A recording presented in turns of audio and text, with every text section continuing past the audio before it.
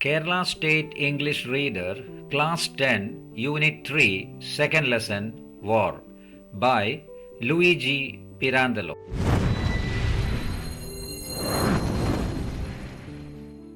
ഈ പാഠത്തിലേക്ക് കടക്കുന്നതിന് മുമ്പേ ഇതിൻ്റെ ഓഥറിനെ ഒന്ന് നമുക്ക് ചെറിയ രീതിയിൽ പരിചയപ്പെടാം. ലൂയിജി പിരാന്തലോ, അതാണ് ഇദ്ദേഹത്തിൻ്റെ പേര്. Luigi Pirandello was an Italian dramatist, novelist, poet and short story writer. Luigi Pirandello ഒരു നാടകകൃത്തും നോവലിസ്റ്റും കവിയും ചെറുകഥാകൃത്തുമായിരുന്നു. അദ്ദേഹം 1867 ജനിച്ചു, 1936 മരിച്ചു. With 6 characters in search of an author, he became a well-known innovator in modern drama. അതായത് 6 characters in search of an author എന്ന കൃതിയിലൂടെ ഇദ്ദേഹം ആധുനിക നാടക രംഗത്ത് അറിയപ്പെടുന്ന ഒരു നവീകരണവാദിയായി മാറി. ഇന്നോവേറ്റർ എന്ന് പറഞ്ഞാൽ നവീകരണവാദി. He was awarded the Nobel Prize for Literature in 1934. 1934 സാഹിത്യത്തിനുള്ള നോബൽ സമ്മാനം ഇദ്ദേഹം നേടി. Pirandello's works include novels and hundreds of short stories. നോവലുകളും നൂറുകണക്കിന് ചെറുകഥകളും ഇദ്ദേഹത്തിൻ്റെ കൃതികളിൽ ഉൾപ്പെടുന്നു. He also wrote a large number of plays which were published between 1918 and 1935 under the collective title of Messer Nude. Messer Nude എന്ന് പറയുന്നത് ഒരു Italian വേർഡാണ്. അതിൻ്റെ അർത്ഥം നേക്കഡ് മാസ്ക്സ്, നഗ്നമായ മുഖംമൂടികൾ. അപ്പോൾ ഇവിടെ എന്താ പറയുന്നത്? 1918 1935 ഇടയിൽ അദ്ദേഹം ധാരാളം നാടകങ്ങൾ എഴുതിയിട്ടുണ്ട്. ഈ നാടകങ്ങളൊക്കെ പൊതുവായ ഒരു തലക്കെട്ടിൻ്റെ കീഴിലാണ് പ്രസിദ്ധീകരിച്ചത്. ആ തലക്കെട്ടിൻ്റെ പേരാണ് മെഷർ ന്യൂഡ്. Let's read. നമുക്ക് വായിക്കാം. Another Day in Paradise paints a heart-rending picture of the suffering of the homeless. Another Day in Paradise എന്ന ലെസൺ നമ്മൾ ഇതിനു മുമ്പേ പഠിച്ച ആ പാഠം ഭവനരഹിതരുടെ കഷ്ടപ്പാടുകളുടെ ഹൃദയഭേദകമായ ചിത്രം വരച്ചു കാട്ടുന്നു. Now think about how people would feel when they lose someone important to them. ഇനി ഒരാൾക്ക് പ്രധാനപ്പെട്ട ഒരാളെ നഷ്ടപ്പെടുമ്പോൾ അവർക്ക് എങ്ങനെ തോന്നും എന്നൊന്ന് ചിന്തിക്കുക. How would they express their emotions and share their feelings? ദുഃഖവും നഷ്ടബോധവും ആളുകൾ എങ്ങനെ പ്രകടിപ്പിക്കും, എങ്ങനെ പങ്കുവെക്കും? How would they find the strength to move on? മുന്നോട്ട് പോകാനുള്ള ശക്തി അവർക്ക് എവിടെ നിന്ന് ലഭിക്കും? Let's read a story by Luigi Pirandello which explores how people grapple with loss and grief in times of war. യുദ്ധകാലത്ത് നഷ്ടങ്ങളെയും ദുഃഖത്തെയും ആളുകൾ എങ്ങനെ നേരിടുന്നു എന്ന് ലൂയിജി പിരാന്തലോയുടെ ഒരു കഥയിലൂടെ നമുക്ക് മനസ്സിലാക്കാം. ഇവിടെ ഗ്രാപ്പൽ എന്നൊരു വാക്ക് നിങ്ങൾക്ക് കാണാം. ഈ ഗ്രാപ്പൽ എന്ന വാക്കിൻ്റെ അർത്ഥം നേരിടുക എന്നാണ്. ഓക്കെ, ശരി. ഇനി നമുക്ക് പാഠത്തിലേക്ക് കടക്കാം. War by Luigi Pirandello. The passengers who had left Rome by the night express had to stop until dawn at the small station of Fabriano. റോമിൽ നിന്ന് രാത്രി എക്സ്പ്രസിൽ പുറപ്പെട്ട യാത്രക്കാർക്ക് ഫാബ്രിയാനോ എന്ന ചെറിയ സ്റ്റേഷനിൽ പ്രഭാതം വരെ നിൽക്കേണ്ടതായിട്ട് വന്നു. They then needed to continue their journey by the old-fashioned local train to Sulmona. പിന്നീട് സുൽമോണ എന്ന് പറഞ്ഞ സ്ഥലത്തേക്ക് ഒരു പഴയ ലോക്കൽ ട്രെയിനിൽ അവർക്ക് യാത്ര തുടരേണ്ടതായിട്ട് വന്നു. At dawn, in a stuffy and smoky second-class carriage in which a few people had already spent the night, a stout woman in deep mourning was hoisted in. പ്രഭാതത്തിൽ പുക നിറഞ്ഞ് വീർപ്പ് മുട്ടിക്കുന്ന രാത്രിയിൽ കുറച്ച് ആളുകൾ ഇതിനകം ചെലവഴിച്ച ഒരു 2ാം ക്ലാസ് കോച്ചിലേക്ക് ഒരു തടിച്ച വളരെയധികം ദുഃഖം ആചരിച്ച അല്ലെങ്കിൽ ദുഃഖത്തിലായിരുന്ന ഒരു സ്ത്രീയെ കയറ്റി. Behind her puffing and moaning followed her husband. അവർക്ക് പിന്നാലെ കിതച്ചും ഞെരങ്ങിയും അവരുടെ ഭർത്താവ് കയറി വന്നു. A tiny man, thin and weak, his face death white. അപ്പോൾ അദ്ദേഹത്തിനെ വിവരിക്കുന്ന എങ്ങനെയാണെന്ന് വെച്ചാൽ his face death white. Death white എന്ന് പറഞ്ഞാൽ ഒരു മനുഷ്യൻ മരിച്ചിട്ട് ചോര വറ്റി മുഖമൊക്കെ വിളറിയിട്ടുണ്ടാവും. അങ്ങനത്തെ ഒരു മുഖമായിരുന്നു ഇദ്ദേഹത്തിന്. പിന്നെ പറയുന്നത് തിൻ ആൻഡ് വീക്ക്, അതായത് ദുർബലനും മെലിഞ്ഞിട്ടുമായിരുന്നു. എ ടൈനി മാൻ, അപ്പൊ ഇങ്ങനെ ഒരു വിശേഷണമുള്ള ഒരു ചെറിയ ഹൈറ്റ് കുറഞ്ഞൊരു മനുഷ്യനായിരുന്നു. His eyes were small and bright and looked shy and uneasy. അദ്ദേഹത്തിന്റെ കണ്ണുകൾ ചെറുതായിരുന്നു, പക്ഷെ നല്ല തിളക്കമുള്ളതായിരുന്നു. പിന്നെ പറയുന്നു ലുക്ഡ് ഷൈ ആൻഡ് അൺഈസി, അതായത് അദ്ദേഹം ലജ്ജാശീലനും അസ്വസ്ഥനുമായി തോന്നി. Having at last taken A seat, he politely thanked the passengers who had helped his wife by making room for her. ഒടുവിൽ ഒരു സീറ്റ് കിട്ടിയപ്പോൾ ഭാര്യയ്ക്ക് ഇടം നൽകി സഹായിച്ച സഹയാത്രികരോട് അദ്ദേഹം വിനയപൂർവ്വം നന്ദി പറഞ്ഞു. Then he turned round to the woman and politely enquired, "Are you all right, dear?" പിന്നീട് അദ്ദേഹം തിരിഞ്ഞ് ആ സ്ത്രീയോട് വളരെ വിനയപൂർവ്വം ചോദിച്ചു, "നീ ഓക്കെ അല്ലേ? നിനക്ക് ബുദ്ധിമുട്ടൊന്നുമില്ലല്ലോ പ്രിയേ?" എന്ന്. The wife, instead of answering, pulled up the collar of her coat to hide her face.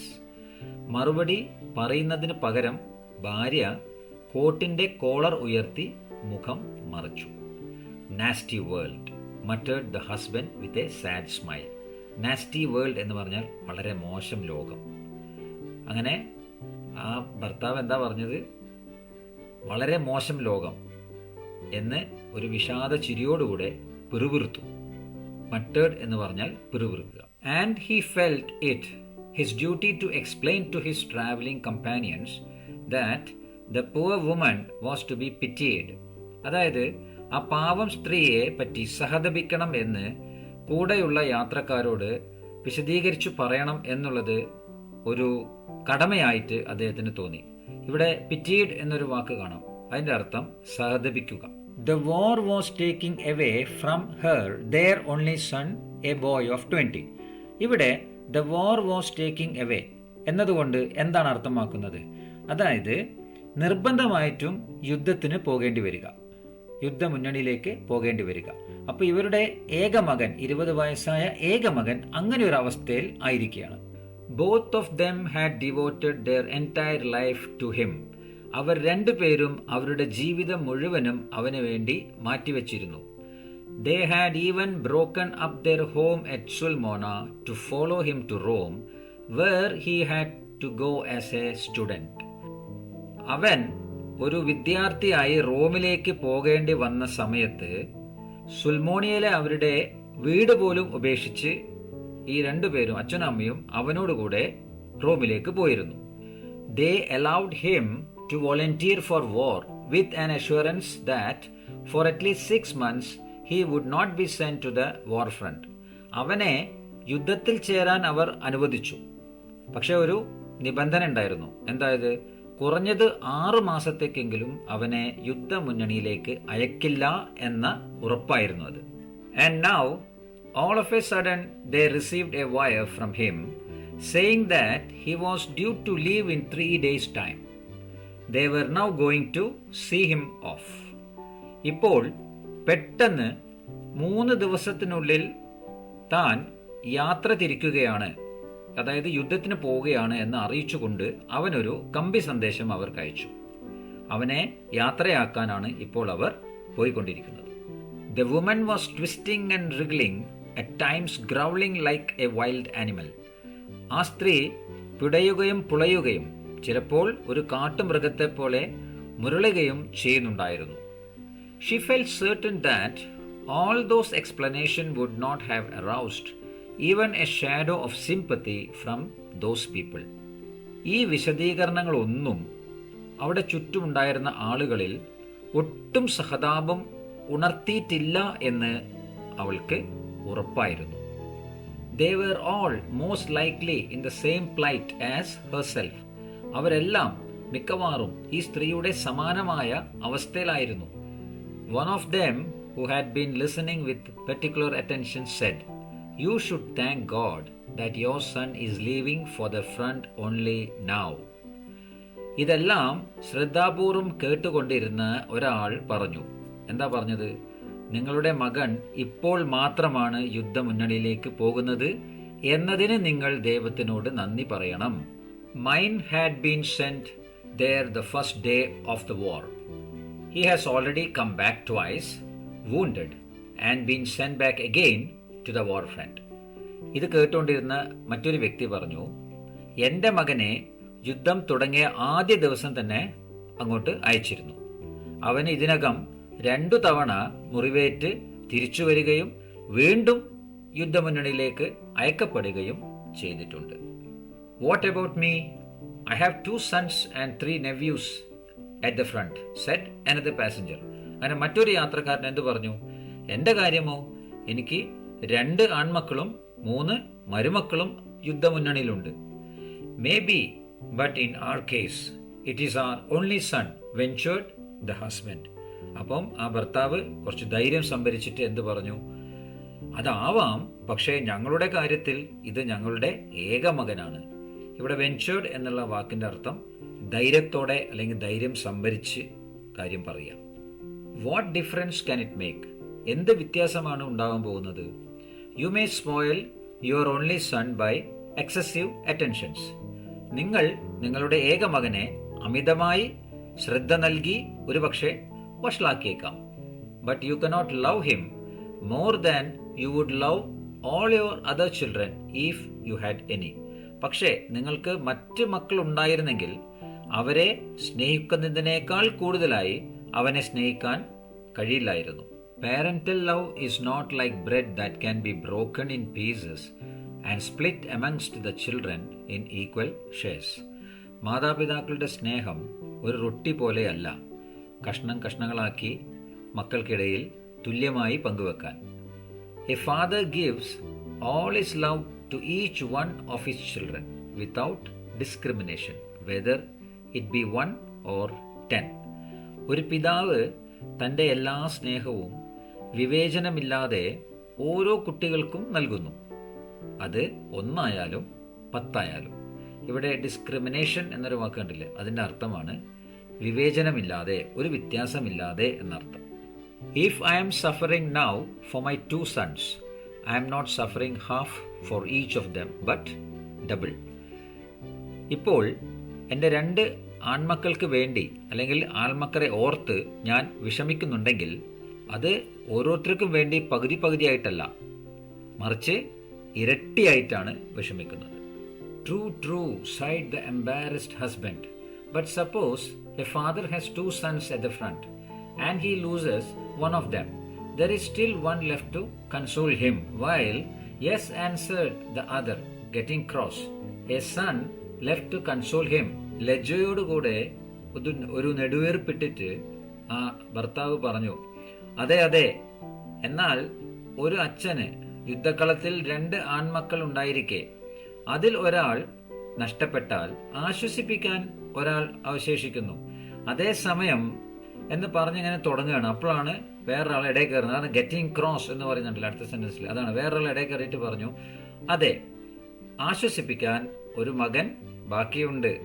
But also a son left for whom he must survive in distress. Don't you see how my case would be worse than yours. പക്ഷേ ദുരന്തത്തിൽ അതിജീവിക്കാൻ അയാൾക്കൊരു മകനുണ്ട്. എൻ്റെ അവസ്ഥ അങ്ങനെയല്ല. നിങ്ങളെ അപേക്ഷിച്ച് നോക്കുമ്പോൾ എൻ്റെ അവസ്ഥ നിങ്ങളെക്കാൾ മോശമാണ്. Nonsense, interrupted another traveler, a stout, red-faced man with bloodshot eyes. അപ്പോൾ ഇവിടെ സംഭവിച്ചത് എന്താണ്? പെട്ടെന്ന് മറ്റൊരു യാത്രക്കാരൻ അങ്ങനെ ഇടയിൽ കയറിയിട്ട് പറഞ്ഞു, അസംബന്ധം. അദ്ദേഹം എങ്ങനെയുള്ള ആളായിരുന്നു? എ സ്റ്റൗട്ട്, കുറച്ച് തടിയുള്ള ആളായിരുന്നു. റെഡ് ഫേസ്ഡ്, മുഖം നല്ല ചുവന്നിട്ടുണ്ടായിരുന്നു. പിന്നെ വിത്ത് ബ്ലഡ് ഷോട്ട് ഐസ്. ഇവിടെ ബ്ലഡ് ഷോട്ട് ഐസ് എന്ന് പറയുന്നുണ്ട്. ഈ ബ്ലഡ് ഷോട്ട് ഐസ് എന്ന് പറഞ്ഞാൽ സാധാരണ നമ്മളെ കണ്ണിൻ്റെ കൃഷ്ണമണി പോയിട്ട് ബാക്കിയുള്ള വെള്ള നിറത്തിലുള്ള ആ ഭാഗം മുഴുവനും നല്ല ചുവപ്പായിരിക്കും, നല്ല ചോര നിറമായിരിക്കും. അതിനെയാണ്, അല്ലെങ്കിൽ അങ്ങനത്തെ കണ്ണിനെയാണ് ബ്ലഡ് ഷോട്ട് ഐസ് എന്ന് പറയാം. ഹി വാസ് പാൻറ്റിങ് എന്ന് പറഞ്ഞാൽ കിതയ്ക്കുക. അപ്പം അദ്ദേഹം കിതയ്ക്കുന്നുണ്ടായിരുന്നു. From his bulging eyes seemed to spurt inner violence of an uncontrolled vitality.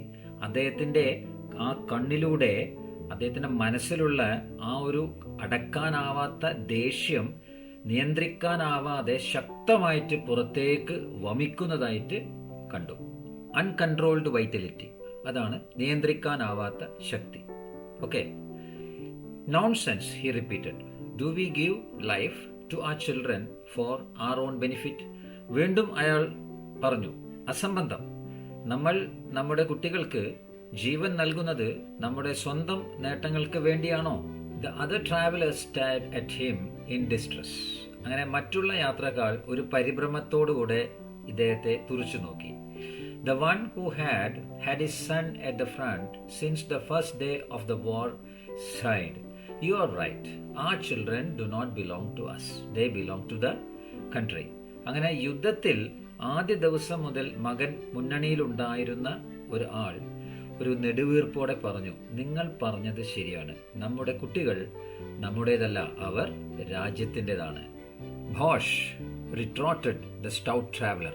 അങ്ങനെ ആ തടിച്ച ഒരു യാത്രക്കാരൻ റിട്രോട്ടഡ് എന്ന് പറഞ്ഞ ദേഷ്യത്തോടുകൂടെ പറഞ്ഞു, ഭോഷ് അതായത് അസംബന്ധം, നോൺസെൻസ്, റബ്ബിഷ് എന്നുള്ളൊരർത്ഥം. Do we think of the country when we give life to our children? അതായത് നമ്മൾ നമ്മുടെ കുട്ടികൾക്ക് ജീവൻ നൽകുമ്പോൾ രാജ്യത്തെ പറ്റി ചിന്തിക്കാറുണ്ടോ? We belong to them but they never belong to us. നമ്മൾ അവരുടേതാണ്, പക്ഷേ അവർ ഒരിക്കലും നമ്മുടേതല്ല.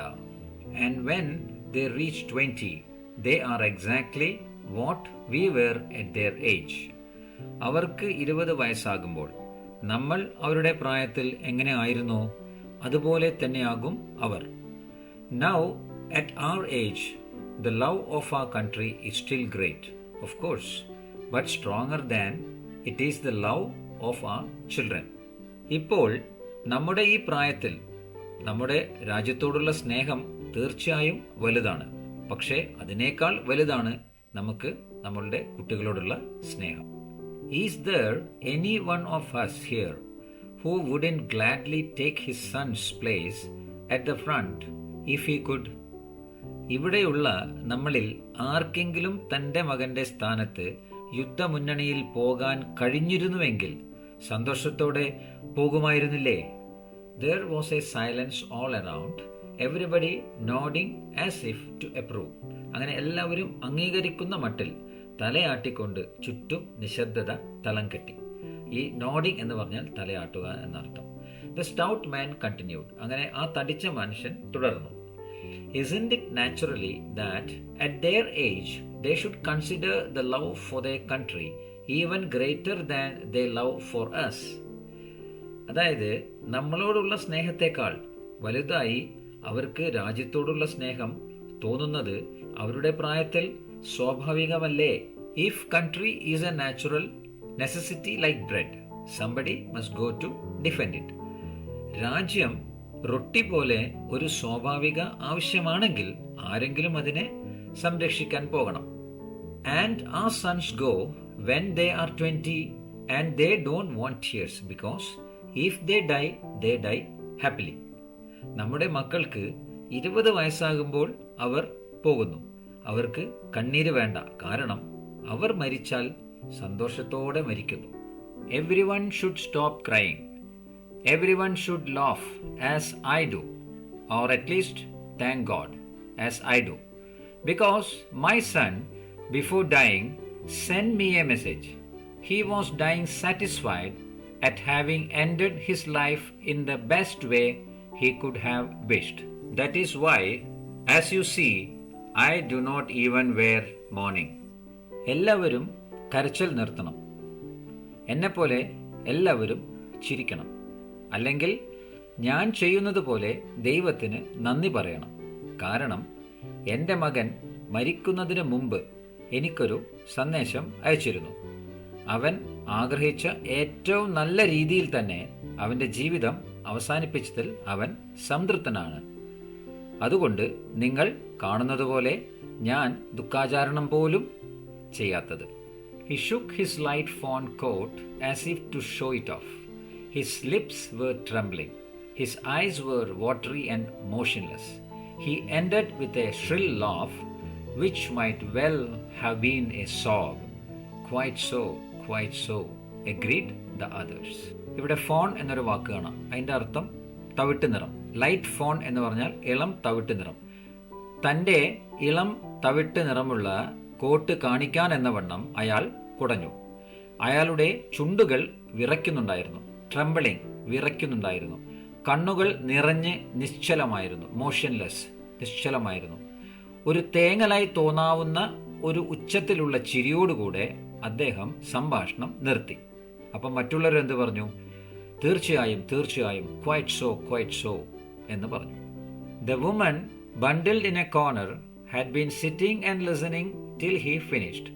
മൂലയിൽ ഒതുങ്ങിക്കൂടിയിരുന്ന ആ സ്ത്രീ അയാൾ പറഞ്ഞു തീരുന്നത് വരെ ഇരുന്നു കേൾക്കുകയായിരുന്നു. For the last 3 months, she had been trying to find in the words of her husband and her friends something to console her.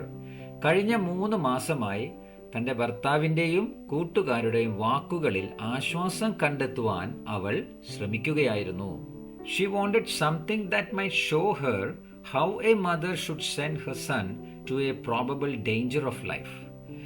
മകനെ ഒരു പക്ഷേ ജീവൻ അപകടപ്പെടുത്തുന്ന സാഹചര്യങ്ങളിലേക്ക് ഒരമ്മ എങ്ങനെയാണ് അയക്കേണ്ടതെന്ന് കാണിച്ചു കൊടുക്കുന്ന എന്തെങ്കിലും അവൾ ആഗ്രഹിച്ചു. Her grief had been greater in seeing that nobody, as she thought, could share her feelings. ആരും അവൾ കരുതിയതുപോലെ തൻ്റെ വികാരങ്ങൾ പങ്കുവെക്കാൻ ഇല്ലാത്തതിനാൽ അവൾ ഏറ്റവും കൂടുതൽ ദുഃഖിച്ചു. But now the words of the traveler amazed and almost stunned her. എന്നാൽ ഇപ്പോൾ സഞ്ചാരിയുടെ വാക്കുകൾ അവളെ അത്ഭുതപ്പെടുത്തുകയും ഏറെക്കൂടെ ഒരു സ്തംഭനാവസ്ഥയിൽ ആക്കുകയും ചെയ്തു. അതാണ് സ്റ്റണ്ട് എന്ന് പറഞ്ഞാൽ സ്തംഭനാവസ്ഥ. She suddenly realized that it wasn't the others who were wrong, but herself. മറ്റുള്ളവരല്ല, താനാണ് തെറ്റുകാരി എന്ന് അവൾ പെട്ടെന്ന് തിരിച്ചറിഞ്ഞു. It was she who could not rise up to the height of those other fathers and mothers. മറ്റ് അച്ഛനമ്മമാരുടെ മാനസികാവസ്ഥയിലേക്ക് ഉയരാൻ കഴിയാത്തത് അവൾക്കായിരുന്നു. They seemed willing to resign themselves without crying, not only to the departure of their sons, but even to their death. അവരുടെ മക്കളുടെ വേർപാടിൽ മാത്രമല്ല, അവരുടെ മരണത്തിൽ പോലും കരയാതെ സ്വയം മാറി നിൽക്കുവാൻ അവർ തയ്യാറാണെന്ന് തോന്നി. ഇവിടെ റിസൈൻ എന്ന വാക്കുകൊണ്ട് ഉദ്ദേശിക്കുന്നത് മാറി നിൽക്കുക, അല്ലെങ്കിൽ വിട്ടു നിൽക്കുക, അല്ലെങ്കിൽ അങ്ങനെ ചെയ്യാതിരിക്കുക എന്നാണ്. She lifted her head and bent over from her corner. അവൾ തലയുയർത്തി അവൾ ഇരുന്ന ആ മൂലയിൽ നിന്ന് മുന്നോട്ടേക്ക് കുനിഞ്ഞു. She was trying to listen with great attention to the details which the stout man was giving to his companions. തടിയനായ ഒരു മനുഷ്യൻ അദ്ദേഹത്തിൻ്റെ കൂട്ടുകാർക്ക് നൽകിക്കൊണ്ടിരുന്ന വിവരങ്ങൾ വളരെ ശ്രദ്ധയോടെ കേൾക്കാൻ അവൾ ശ്രമിക്കുകയായിരുന്നു. He was telling them the way his son had fallen as a hero for his country, happy and without regrets. ഇവിടെ ആ തടിയനായ മനുഷ്യൻ എന്താണ് പറയുന്നത്? തൻ്റെ മകൻ രാജ്യത്തിനു വേണ്ടി സന്തോഷത്തോടെയും ഖേദമില്ലാതെയും ഒരു നായകനെ പോലെ എങ്ങനെയാണ് വീണതെന്ന് അയാൾ അവരോട് പറയുകയായിരുന്നു. It seemed to her that she had stumbled into a world so far unknown to her. അവൾക്ക് അതുവരെ അറിയാത്തൊരു ലോകത്തേക്ക് താൻ അബദ്ധത്തിൽ ചെന്നുപെട്ടതുപോലെ അവൾക്ക് തോന്നി. And she was so pleased to hear everyone joining in congratulating that brave father, so stoically speaking of his child's death. ഇവിടെ സ്റ്റോയിക്കലി എന്ന് പറഞ്ഞ വാക്കിൻ്റെ അർത്ഥം ധീരതയോടെ. ഓക്കെ, തൻ്റെ കുട്ടിയുടെ മരണത്തെക്കുറിച്ച് ധീരതയോടെ സംസാരിക്കുന്ന ആ ധീരനായ പിതാവിനെ അഭിനന്ദിച്ചുകൊണ്ട് എല്ലാവരും ചേരുന്നത് കേട്ടപ്പോൾ അവൾക്ക് അതിയായ സന്തോഷം തോന്നി. Then suddenly, as if waking from a dream, she turned to the old man, asking him, "Then is your son really dead?" പിന്നീട് ഒരു സ്വപ്നത്തിൽ നിന്ന് ഉണർന്നതുപോലെ അവൾ പെട്ടെന്ന് ആ വൃദ്ധന്റെ നേർക്ക് തിരിഞ്ഞ് ചോദിച്ചു. എന്താ ചോദിച്ചത്? അപ്പോൾ നിങ്ങളുടെ മകൻ ശരിക്കും മരിച്ചോ? Everyone stared at her എല്ലാവരും ആ സ്ത്രീയെ തുറിച്ചു നോക്കി. The old man too turned to look at her. ഈ വൃദ്ധനും ആ സ്ത്രീയെ നോക്കുവാനായിട്ട് തിരിഞ്ഞു. He fixed his great bulging horribly watery eyes deep in her face. ഇദ്ദേഹത്തിൻ്റെ ആ വലിയ തുറിച്ചു നിൽക്കുന്ന, കരഞ്ഞ് വെള്ളം നിറഞ്ഞ് ഭയാനകമായി തോന്നിക്കുന്ന ആ കണ്ണുകൾ ആ സ്ത്രീയുടെ മുഖത്ത് നിന്ന് മാറ്റിയില്ല, അങ്ങനെ തുറിച്ചു നോക്കി നിന്നു. For some time he tried to answer but words failed him. കുറച്ചു നേരത്തേക്ക് അദ്ദേഹം മറുപടി പറയാൻ ശ്രമിച്ചു, പക്ഷേ അദ്ദേഹത്തിന് വാക്കുകൾ കിട്ടിയില്ല. He looked and looked at her. അപ്പം അദ്ദേഹം ആ സ്ത്രീയെ അങ്ങനെ നോക്കി ഇരുന്നു. It was as if only then at that silly, incongruous question, he had suddenly realized at last that his son was really dead, gone forever. ഇവിടെ എന്താണ് പറയുന്നത്? അദ്ദേഹം വിഡിത്തമായ, അതായത് സിലി, അസംബന്ധമായ, അതായത് ഇൻകോൺഗ്രുവസ്, ഇത്തരത്തിലുള്ള ചോദ്യങ്ങൾ കേട്ടപ്പോൾ അദ്ദേഹം പെട്ടെന്ന് തിരിച്ചറിഞ്ഞു. എന്ത് തിരിച്ചറിഞ്ഞു? അദ്ദേഹത്തിൻ്റെ മകൻ യഥാർത്ഥമായിട്ട് മരിച്ചെന്നും എന്നേക്കുമായിട്ട് പോയി, ഇനി വരില്ല എന്നും തിരിച്ചറിഞ്ഞത്. His face contracted and became horribly distorted. അദ്ദേഹത്തിൻ്റെ മുഖം ചുരുങ്ങി, പിന്നീട് വളരെ ഭീകരമായ രീതിയിൽ വികൃതമായി. ഹോറിബിളി ഡിസ്റ്റോർട്ടഡ് പറഞ്ഞാൽ ഭീകരമായ രീതിയിൽ വികൃതമാവുക. Then he snatched in haste a handkerchief from his pocket. അതിനുശേഷം വളരെ പെട്ടെന്ന് അദ്ദേഹത്തിൻ്റെ പോക്കറ്റിൽ നിന്നൊരു റൂമാൽ പുറത്തെടുത്തു. ഇൻ ഹേസ്റ്റ് എന്ന് പറഞ്ഞാൽ വളരെ പെട്ടെന്ന്. And to the amazement of everyone, പിന്നീട് എല്ലാവരെയും അമ്പരപ്പിച്ചുകൊണ്ട്, broke into harrowing, heart breaking, uncontrollable sobs. അപ്പോൾ അദ്ദേഹം എങ്ങനെയാണ് കരഞ്ഞത്?